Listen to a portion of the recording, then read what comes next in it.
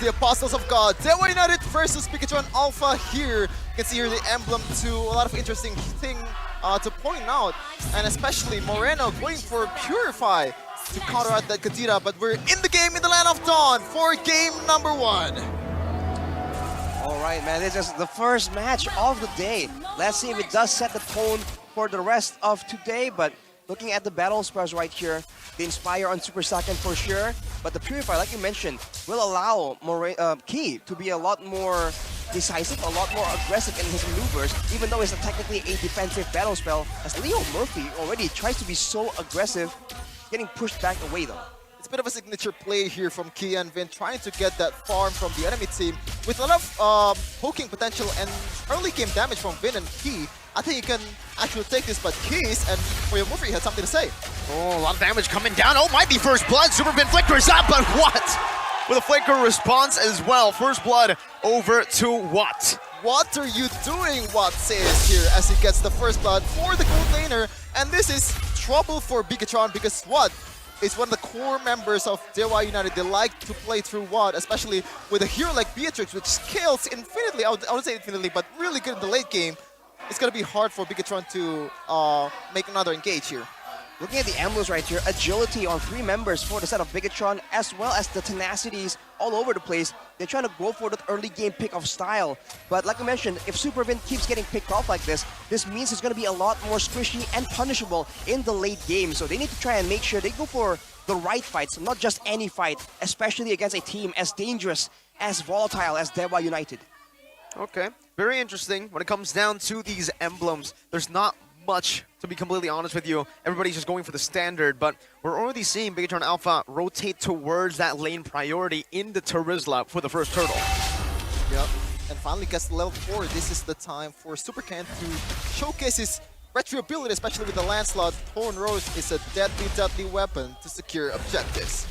Well, you can look towards Soriza and try and go for an initiate before the fight begins. Here he goes. Oh, penalty zone coming down. Super Ken getting the space necessary to pick up the turtle. Now the Phantom Execution onto the back. Hayes isolated here. One Thorn Rose should do it, but Super Sorizo picks it up before it's even utilized. Appraiser's Wrath on the Vin. Still able to dash out of that one. Super Ken now on the purple buff. Should be able to secure this one despite not having a retribution. Dixon tries to go for a steal and no, it's Super Vin. He whips it out of existence. Well, it's still a positive for BTR for sure. A lot of kills and also a turtle, but Sorizo, though, of an objective-taking masterclass, flickering forward to the penalty zone and trying to prevent Ray to get into the vicinity of the turtle, and it's an easy Super Ken turtle.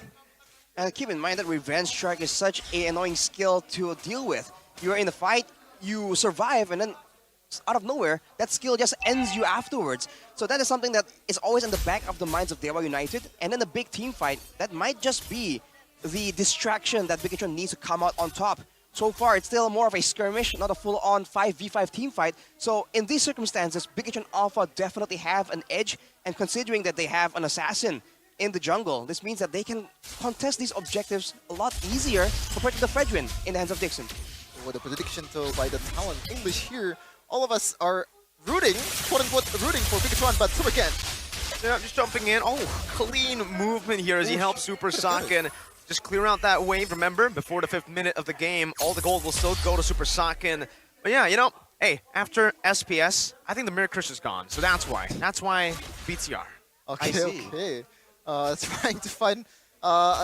we're blessed right now, right? But looking at the build though, Rashi, I'm not surprised to see a lot of tough boots in their build for Bigatron because there's just boatloads of CC. Even like, there's a lot of CCs from DEWA United. All of them actually has one, except What? Oh! Ooh. Clean movement. Penalty zone gonna be coming down. Hayes with the good rough waves and a Tyrant's Rage from Leo Murphy. Gets 1 kill down, but look at Super Ken now jumping to the back. Hayes won, but he's still able to escape. Leo Murphy is putting the bouncing ball down to disengage Roamer for jungle.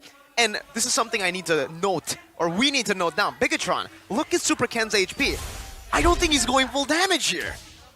Is he going He's going War Axe. I think he's going with a bit of a hybrid build. We've seen it rise in popularity right now.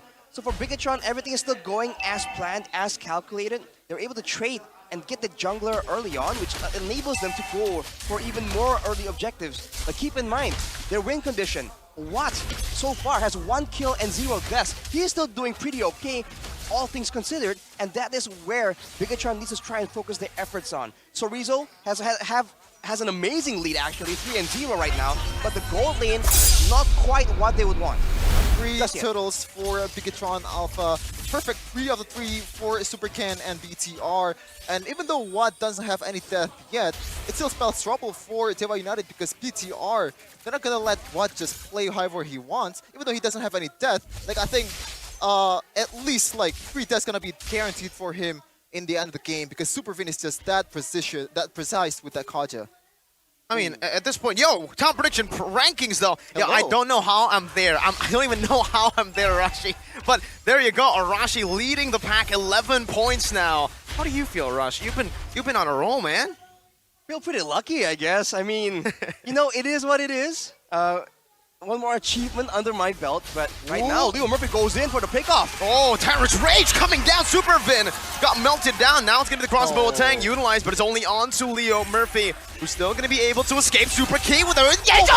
Gracious. Holy moly, with a shotgun. Now with a snipe. Almost connecting. Sakan able to dodge away. Now Super Ken looking for the kill, but Watt is able to flick around. Not from the Phantom Execution and the Thorn Rose, though. Bigatron equalizes in this team fight. Supercan saves the day, but they still want the turtle here. I mean, turret here. They want to go for more. Not too sure about this. So Rizzo just backs up, understanding, hey, there's not a lot of damage that we can place down. Supercan is going for a semi-build. Wow. I mean, when is the last time you've seen a Wesker being used in the hands of Beatrix? That was very intelligent coming in from Watt. That is the extra bit of factor. But look at Supercan. He has the Thunderbelt now, so he is going for that hybrid build. Essentially, War Axe with a bit more tankiness, but look at that. Oh, that's the hybrid build, Mirko. That's the hybrid build. Both of CC, the counter is more HP. Supercan knows that he cannot evade all the damage coming in from DEWA United because it's impossible. Even though you have a lot of movement skill in your belt, it still doesn't get you invisibility against this kind of CC, this kind of AoE damage is coming in from DEWA United. Yeah. Against such a big pick-off composition here, I think the semi-build has a lot of value for sure, but that depends on how Bigatron Alpha is going to play. In the late game, they might require Supercan to be a bit more aggressive to ensure that Watt doesn't get his way around these late game team fights. For now though, the objective game still seems quite even. There's only 1 turret secured by Bigatron, and that is quite unusual for Bigatron that usually has a lot more focus and emphasis in taking away these turrets in the early game. Bigatron Alpha, the systematic team. I mean, just look at this, right? When you take a look at the kills, there's not much of a difference, but then you look at the gold lead, the objectives, and it's all the Terminators. Look at the builds though. So Rizzo going for a full tank. This has been the trend even in SPS2. No Bloodlust Axe for Turizla, which is quite interesting, you know. Like I think they're just going for that CC, and the initial damage coming in from the first skill and second skill is already high. So I don't think it really is important to build that Bloodlust X, even when, especially when you have your passive and also tenacity in your hand. I mean, the Brave Smite and the Festival of Blood emblem right now is just so powerful in giving sustain. But look at Superman. So penalty zone on the back here. It's only Superman who's caught. Meanwhile, Cerezo, he didn't even take any damage. Super Saiyan coming back down, and he's zoning everyone away from that mid turret. Say what you will, man, but Bigatron Alpha, they definitely got the better value in that fight. Yeah, definitely they're taking whatever they want. Keith died, doesn't matter. 0-4-3. This is a Roamer you're talking about. Like it's supposed to die. Like even though it's still a hero, but Roamer is probably the best role to how do I say it? Trade? Yeah, I guess. Best role to trade in the situation, but Bigatron, man. We talked about how Sorizo doesn't have mobility, can't really be as active on the map. Look at him now. He just gets the wave priority and sticks with his team and becomes the main engage tool, understanding that DEWA United are trying to bank everything on those big team fights. But keep in mind, the longer this game goes, the more Watt's damage becomes a big factor they have to try and deal with. Super Saiyan, no kills right now, but having a level advantage and a lot of gold. Maybe Bigatron Alpha might just be able to be one of the first teams to try and beat DEWA United in their own game. An easy Lord for Supercan again. 100% objective take, but Dixon though, like so far this has been non-factor in this game. Like this EXP and Fredwin doesn't show any kind of value whatsoever. The only teamfight participation he has is only 1 assist, and it really doesn't matter at all. I think they should have gone for the jungler Fredrin in this case. Yeah, I mean, I've been very vocal about this. I hate the XP lane Fredrin, and we're seeing it here. Now Super, Ray still able to secure that one, but look at the difference in gold, look at the difference in XP, and even in damage dealt. Super Chorizo, full tank, by the way. This is base damage Terizla, and it's Terizla who's in his zone, Arashi. Any kind of hero that has a skill that deals in missing HP, that's a hero that's just so annoying to deal with, especially in the current meta that allows you to be so much more flexible. Look at that gold, what? Wow, 8. No. Oh, wait, what? No, Okay. 2,500 lead for the XP? Okay, previously it was 8k for Lancelot. That's why Arashi That was is a bug, baffled. yeah. Yeah, I was like 8k, wow, but 2.6k gold in hands of Chorizo more than Dixon. That's why the Fredrin. I mean, you can set up ganks, but against a Terizla, what kind of gank can you do? How well can you secure the kill when he builds full tankiness and he has the tenacity, he has that passive that allows it to be so much more tanky. And now Bigatron, they go for the play on to the base of DEWA United. They have to try and clear the Lord and avoid getting picked off right now. Oh, I'm surprised Vin doesn't pull the trigger on Leo Murphy. It's a 1-1, you know, like Crossbow of Tank, you're supposed to melt the front line first and get the easy targets the back line. But Ken and Crew here trying to burst down the bottom turret. Yeah, I mean, this is why the Kaja is just such a great pick right now, and that's why you can see it in SPS and even here in MPL Indonesia Season 12 that it's always still being prio picked. The Kaja doesn't even need to ult. Once you see that conceal, you need to back off. It gives you so much more pressure, and they're going to go in right now. Lee Murphy unable to find that Tyrant's Revenge. And it's just Bigatron Alpha being oppressive. They're forcing DEWA in their own base, forcing them to turtle, but not giving them a single turtle. I think you should have been more aggressive here, Finn. Just pull whoever you want. Like, Super Saiyan can melt that down easily, especially when you have Chorizo zoning out Watt in the backline. It's going to be real hard for Watt to enter the team fight or deal damage to the backline. But the impact here, Fredrin has not been used in MPL ID Season 12 in EXP lane. No, it hasn't won in MPL Indonesia Season 12 in the XP lane. So, hey, Arashi, this has given my idea, my opinion, a lot more basis. A lot of people are like, Mirko, you whack, man. Why don't you like the Fredrin XP? It's still being picked up. 0% win rate. Well, it makes sense, right? Because the CC's, like, the more map you cover, the better the CC gets, Arashi. You know what? Like, if you're in jungler area, you're gonna be easier for you. It's gonna be easier for you to execute any kind of CC available because you have more map. You can go to the top, to the bottom, but in the XP lane, you're just gonna stay there, just like Bane gold lane.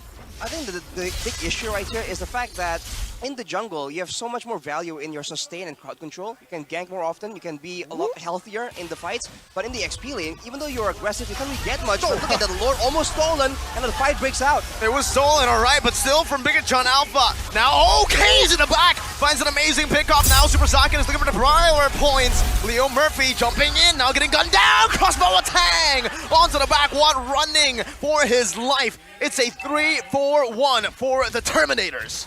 The Hail Mary play from DEWA United doesn't translate at all. This is DEWA United style. They want to fight, but they cannot determine when to fight. In this case, they're just losing everywhere. Only 2 members left to defend, but Supervin almost gets a pick up. It doesn't land. Deadly Catch will try and delay everything.